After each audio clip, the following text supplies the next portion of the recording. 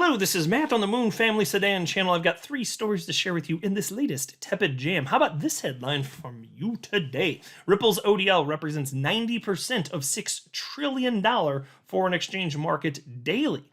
So says Ripple's top executive.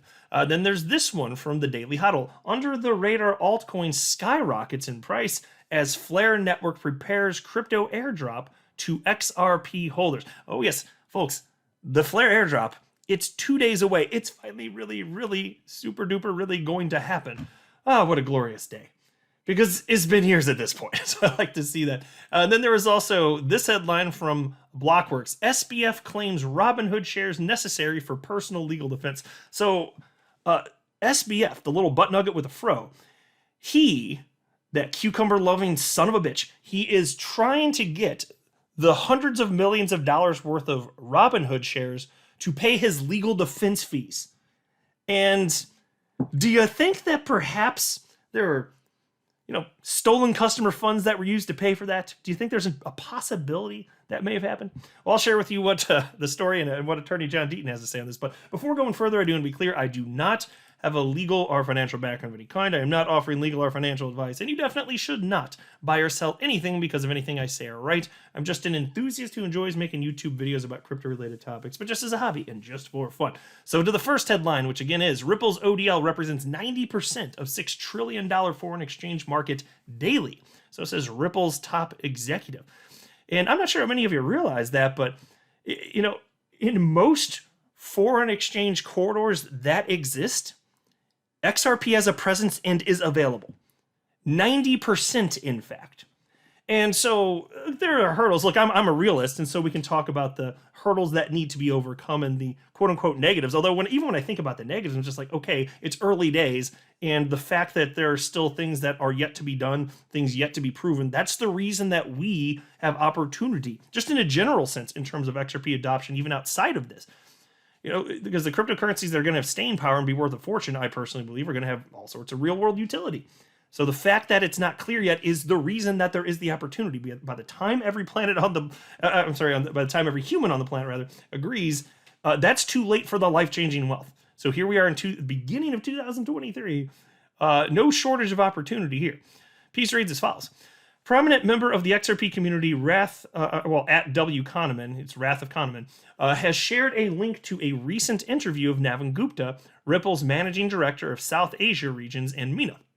Gupta talked about the recent achievements of the company's on-demand liquidity tech in the global market, new startups that are being built in cooperation with Ripple and UAE developers building things on the XRP ledger. And let me jump to the relevant portion here. I guess I have to reload this page. I don't know what's going on there. Oh, there it is. It went blank on me for a second. Now I think it's going to reload. There we go. This is the portion that I wanted to highlight. This is what was being referenced in the article. So it reads as follows. On-demand liquidity is now available in nearly 40 payout markets, representing approximately 90% of the daily $6 trillion foreign exchange market, which Gupta described as a significant milestone toward global coverage. And so again, that doesn't mean that, just be clear, it doesn't mean that XRP is being used in 90% of those flows. In case anybody's wondering, what they're stating is that out of those corridors, the foreign exchange corridors, 90% operate with XRP to whatever degree. So, look, XRP, it's illiquid. I mean, if you have this vision, I don't think that this is going to be achieved ever, but if you have this vision of XRP being the bridge of all foreign exchange transactions that convert from one currency to another, I don't think we're going to see that. I think that there are going to be competing forces, but XRP could play a major, truly massive role in this, which is all that's needed anyway. You don't need 100% market share when it comes to domination of this particular, these particular payment flows. That doesn't matter. It really doesn't. But, even if you have an idea or like that idea, XRP is nowhere near liquid enough. I mean, you're talking about within the last 24, well, I don't have live coin watch pulled up, but what's current 24-hour volume? I mean, it's been jumping around, but like I see it around like 500 or 600 billion in a day. 500 600 million in a day. I see, over a billion in a day, and the market cap itself, again, I don't know what it is the second, but it's been hovering around like 17 billion-ish at the time that I'm recording this. And you're talking about trillions of dollars. And I understand XRP's fast, but my gosh, there's not a sufficient blend of price and liquidity to take over, but that's okay. This is normal. You just need things to grow organically. It doesn't happen, like snap of a finger. It doesn't happen overnight. But it's just amazing to see that despite what's happening in the SEC attacking Ripple, they still have this much success. Think about that. 40 payout markets representing 90% of a daily flow, $6 trillion in foreign exchange markets. That's an astonishing fact.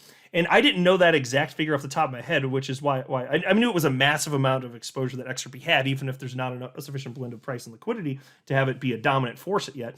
But I didn't realize that was the actual figure. It's just like, whew. And this is 2023 when, frankly, although Ripple's growing at an incredible clip, and kudos to them, almost no one's using this yet. But again, that's not some harsh critique. That's an acknowledgement of where we are. But growth is incredible. And that's just one use case for XRP. And I think that for a cryptocurrency to have long-term viability, it just needs one use case to be adopted widely. And XRP has more than one use case. Now on to this next story from the Daily Huddle. Under the radar altcoin skyrockets in price as Flare Network prepares crypto airdrop to XRP holders. Folks, can you believe it? We're actually just 2 days away from the initial distribution of the Flare token, previously known as the Spark token, but it was rebranded, so now actually it's the Flare token. But take a look at this piece.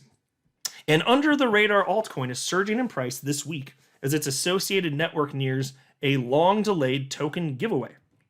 Songbird, the canary network of Flare Network, is up more than 88% this week. The 153rd ranked crypto asset by market cap is trading at 1.89 cents at time of writing. So I'll just note here that the all-time high for Songbird, if memory serves, and I think it does, I think it was like 71 cents roughly. So it's down to about 1.8 cents. Now, for me, I'm here to see what the hell happens with this. There's a reason that I didn't sell at my Songbird at the all-time high of 71 cents. It wouldn't have been particularly meaningful even if I did. And I just want exposure to the asset class to see what the hell happens, because history shows that wacky stuff has happened to those cryptocurrencies that continue to get adopted and have money flow into them. I'm here for the exposure.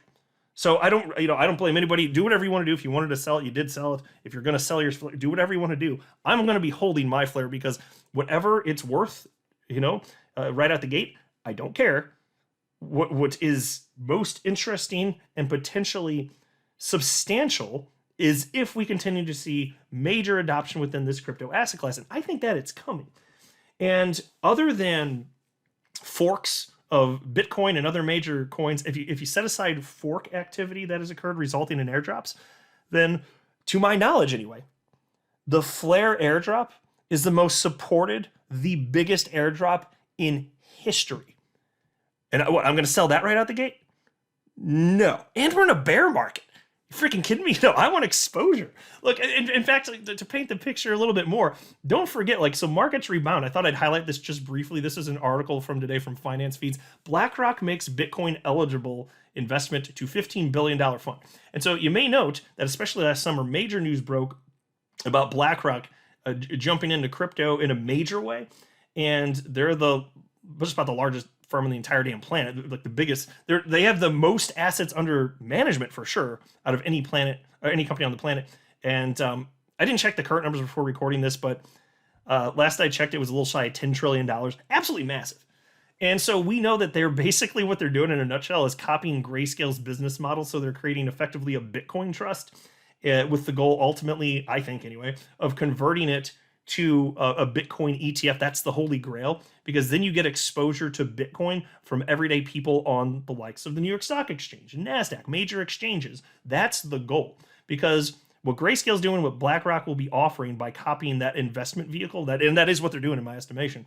They're basically copying the model that Grayscale pioneered. Basically what they're doing is offering exposure to crypto asset class, but for accredited investors that don't want to buy crypto themselves. That's pretty much it. But that's still huge. So you understand, though, the amount of money flows in, gigantic. But then if you open it up to the everyday person, so where do you think all this is going? And BlackRock has been doing this during the bear market. They understand this is when the opportunity is. And so now the reason I'm highlighting this, now imagine when we get to the peak of the next bubble, whenever that happens, whether it's this year or next year or the year, whenever it happens. I don't pretend to know, but I do think it's going to happen. When that happens, I want to have exposure to my damn Flare. Do you know what I'm saying here? And my Songbird and my XRP. I want to have exposure to all of it. Selling it for whatever the current levels are, any of it, no, not attractive to me, not going to do it. This is exciting, right? So we're getting this right now, going into the next cycle. My God, can you imagine what this is going to look like? That's cool as freaking hell. What an incredible opportunity. There's so many reasons to be thankful and excited during the bear market right this very second. There's so many people that are down. I'm like, are you kidding me? We're in crypto and it's the beginning of 2023. Hallelujah. Nobody, people are going to look at this moment in time a decade or two from now and be like, wow, I wish I had that opportunity. It's the same thing as when I used to look back at the dot-com boom and bust when I was an adult. And I was like, wow, I wish I was just a little bit older so I would have been in a position where I would have, first of all, researched this and understood it and had an opportunity to take action, because that was the biggest bubble in history. And I just thought that in order to jump in, and for the long-term viability too, I understood there was a bubble, but but also there are certain firms that rose from the ashes after that bubble collapsed. And I just remember as an adult, but a younger adult, I was thinking, man, I wish I had that opportunity. I had no idea I'd have that opportunity, but on steroids in the form of crypto. That's what we're talking about right now. My gosh, it's incredible what's happening right now. And so I look back and was like, I wish I had that opportunity. Yeah, well, I'm telling you, fast forward a decade or two, people are going to be saying, I wish I knew. And here you are listening to this in the know. You're part of a very small percentage of humans on this planet that even know what's going on. Substantially less than 1% of humans have ever held XRP at any point in time, and even fewer than that will end up having any flare tokens from the airdrop anyway. What a freaking opportunity. And then you got BlackRock coming in. Can you imagine the trillions flowing in? It's going to get bananas, is what I'm saying here. Into the next story now from Blockworks. SBF claims Robinhood shares necessary for personal legal defense. I wrote that the cadence with which I read that was completely unacceptable. Let's try that one again. SBF claims Robinhood shares necessary for personal legal defense. Nailed it. Sam Bankman-Fried is fighting to retain control over his some $450 million worth of Robinhood stock. A prosecutor staked claim over on Wednesday, a new court filing shows. The Department of Justice, which moved to take custody of the shares Wednesday, claims the stock should not be included in FTX's bankruptcy proceedings. Meanwhile, FTX's creditors hope the shares can help make them whole, and Bankman-Fried said he needs the funds to cover his legal fees. Can you believe this guy? This freaking butt nugget with a fro. Mr. Bankman-Fried requires some of these funds to pay for his criminal defense, the filing read, noting that the disgraced FTX founder is facing potential criminal liability. Bankman-Fried pleaded not guilty to all charges, including wire fraud and campaign finance violations in New York on Tuesday. So I just want to ask you, what do you think the odds are that the $450 million worth of Robinhood shares, what are the odds that even just like a penny of that was paid for with stolen customer funds from FTX? What do you think the odds are? Seriously. Well, here's what Attorney John Deaton had to say. He wrote, clearly and without question, if SB Fraud purchased the shares, even partially with customer deposits, he will lose. And there's this to consider too. And I will not be the least bit surprised if it comes from stolen funds from customers. But even if it technically didn't, the thing that would still bother me about this, it would really burn my biscuits, is that money is fungible. And so if he's stealing money to do other stuff, then he wouldn't have to use legitimate funds to do the other thing. That's the thing that would burn my biscuits on that one. But I doubt that's the case. Like the whole thing was just a facade. It was an outright Ponzi scheme, scam, fraud, all that crap. Sam Bankman-Fried was never a real billionaire, ever. It was all propped up with fake numbers and stolen customer funds. He was never a billionaire. And so that's why, given the fact that money's fungible, it's like, even if you can prove that it came from legit, business, quote unquote, earnings, okay, what about everything else though? Because money's fungible. Just saying. I'm not a financial advisor. You should not buy or sell anything because of anything I say or write. That would be a very, very, very bad idea. Until next time, to the Moon Family Sedan.